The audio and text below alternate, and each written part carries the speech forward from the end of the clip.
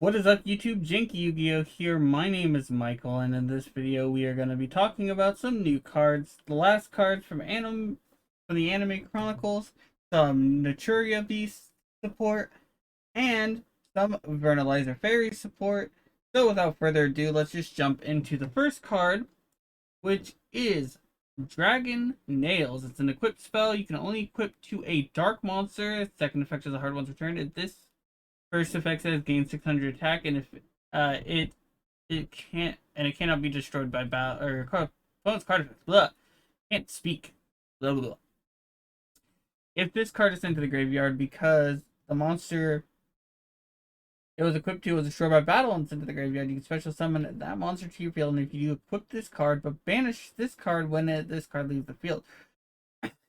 So it not only protects your monster from being destroyed by card effect, but when they attack over it, or if they attack over it, uh, not only does your monster come back, but this does as well.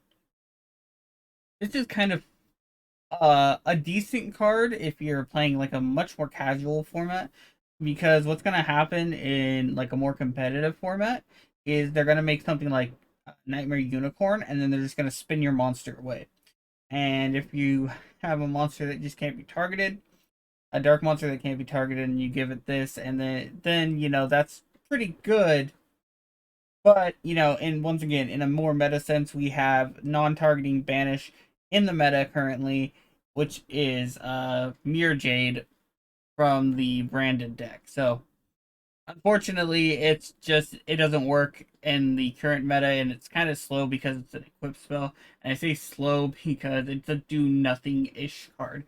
It offers protection, doesn't kill your opponent. All right, moving on. Thunderball.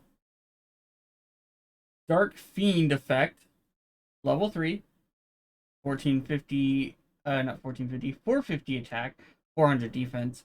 It is not a machine deep target because it's not a freaking machine, even though it looks like a machine, and it's not a thunder, even though it's called a Thunderball, and that annoys me. But anyway, at the end of the damage step, you can special summon this card from your hand.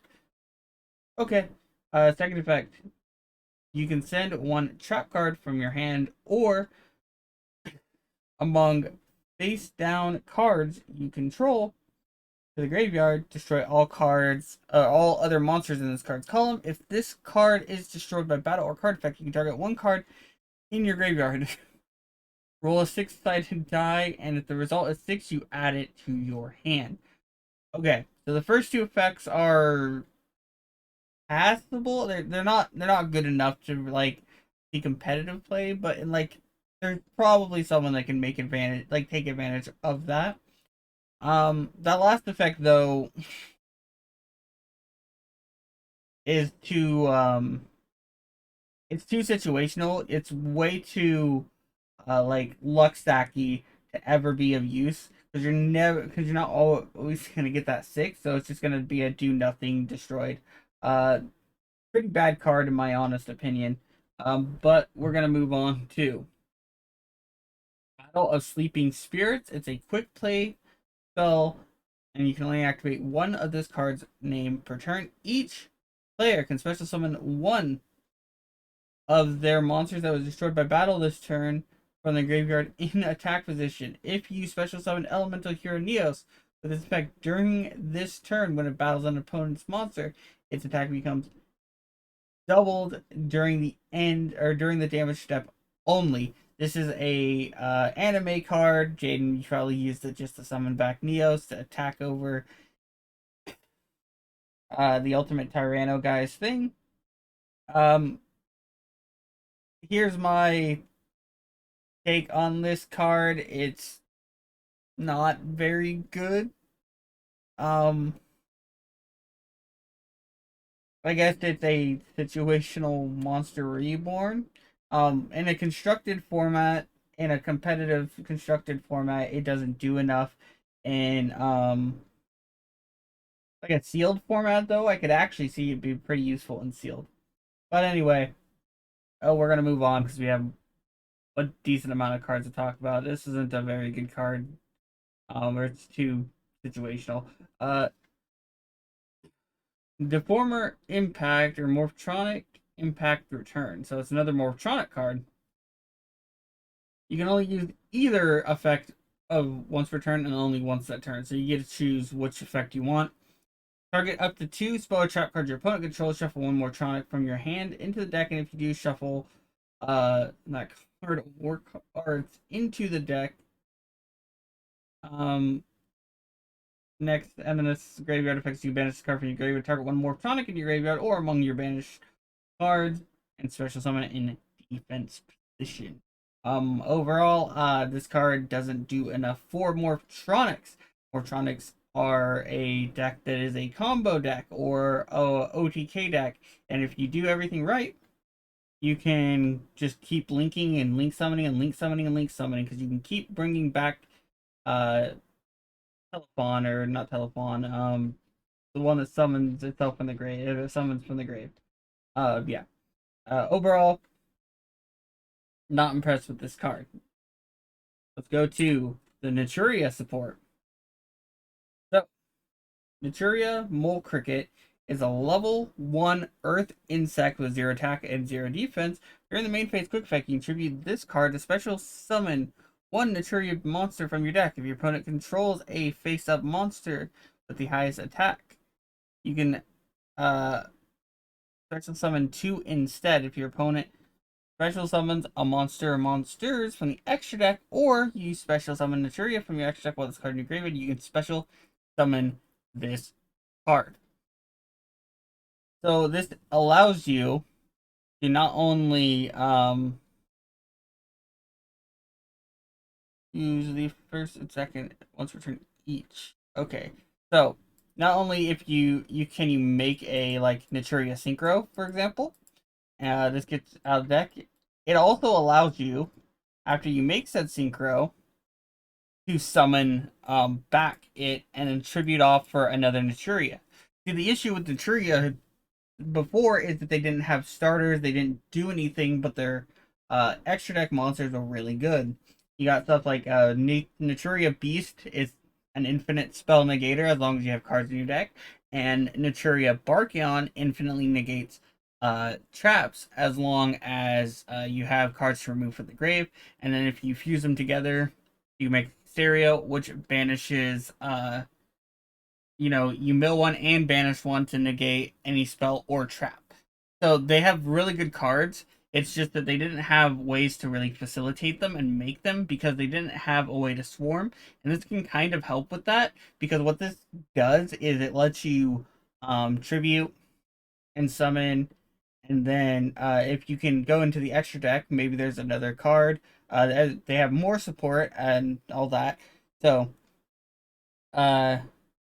depending on what they do, you can just synchro summon or summon a Naturia from your extra deck, and then this summons itself back. And then on your opponent's turn, you can tribute off, do it again. So it's very cool. Very cool card, and it can allow you to summon 2 monsters if you do it at the correct time. So overall, it's a good card. Perfect for the deck. But moving on to Naturia Camilla, it is a level 4 plant effect tuner monster with 1400 attack and 700 defense. You can only use each of this card's name's effect once per turn. It is a normal or special summon. You can summon Naturia from your deck to the graveyard. If you would tribute monsters to activate Naturia monster's effect, you can send the top 2 cards from your deck to the graveyard instead. If your opponent normal or special summons a monster or monsters, you can special summon 1 Naturia monster from your graveyard. Once again, this is an excellent starter, as what this allows you to do is not only does it allow you to summon, it sends the first card from the deck to the graveyard, which summons itself back. On top of that, when it summons itself back, or if your opponent just special summons and you summon itself back, all that, you can activate the effect to tribute itself, the first card, and because of this card, you can mill 2 instead of tributing and summon out 2 monsters. because there's a high chance of whatever they're going to summon is going to have more than 1400 attack. So, overall, that's pretty good. Like summoning out 2 more monsters from the deck, and Naturias have a lot of cards that just can mess up your opponent and stuff like that, and they have a way to negate summons. They have ways to and all that. So, and punish your opponent for special summoning and normal summoning. They have ways to, punish them for doing that. So overall, these are very powerful cards for that deck. I still think this deck needs a little bit more in the monster department and for monster quality uh to, you know, continue making plays. But last of the Naturia Beast support, but certainly not least, Naturia Spring Breeze. It's a quick play spell card. Activate one of these effects per turn. Special summon one Naturia Beast from your hand or graveyard, or immediately after this effect resolves, synchro summoning using monsters you control, including at least one Naturia monster. Or fusion summon one fusion monster from your extra deck using monsters you control as fusion material, including at least one Naturia monster. So, this card is what is going to allow you to synchro summon on your opponent's turn. Make Nat Beast so that they can't, continue their plays. Maybe make Barkion in the right situations against a deck that likes to has a bunch of traps and stuff like that. That's what this you can do, and I think overall very good. This doesn't restrict you to summoning only Naturias, so if you have the right setup, you can synchro summon Baron de Fleur, for example, on your opponent's turn. Very, very good card, as well as great Naturia support. Definitely a step in the right direction. Not going to be enough to make the deck meta, but maybe it's enough to make it kind of playable in certain aspects. But we're going to move to our last bit of support, the Vernalizer Fairies. So, I personally forgot about this archetype completely, but I do love the artwork. I think the archetype is not archetype, but I think the artwork for this archetype is very pretty.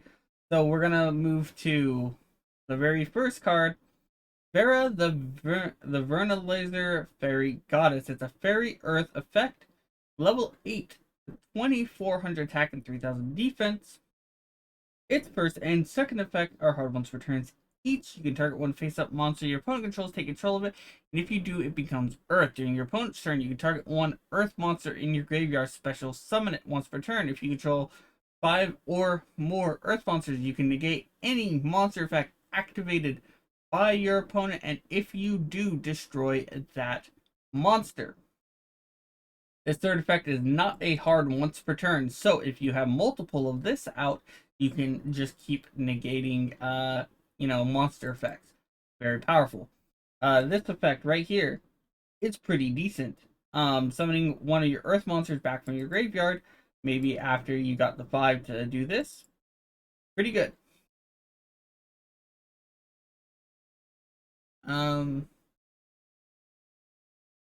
And this also lets you take control of your opponent's monster as well. So it's a very powerful card. I don't remember if they have a way to cheat this out inherently in the deck. If they do, then this card is definitely a powerhouse and a decent boss monster. If they don't, then this is a powerful boss monster that they can't summon, and that really sucks when decks have that. But we're gonna move on to Vernalizer, Fairy of Seedling and Haze. Look at the ducks.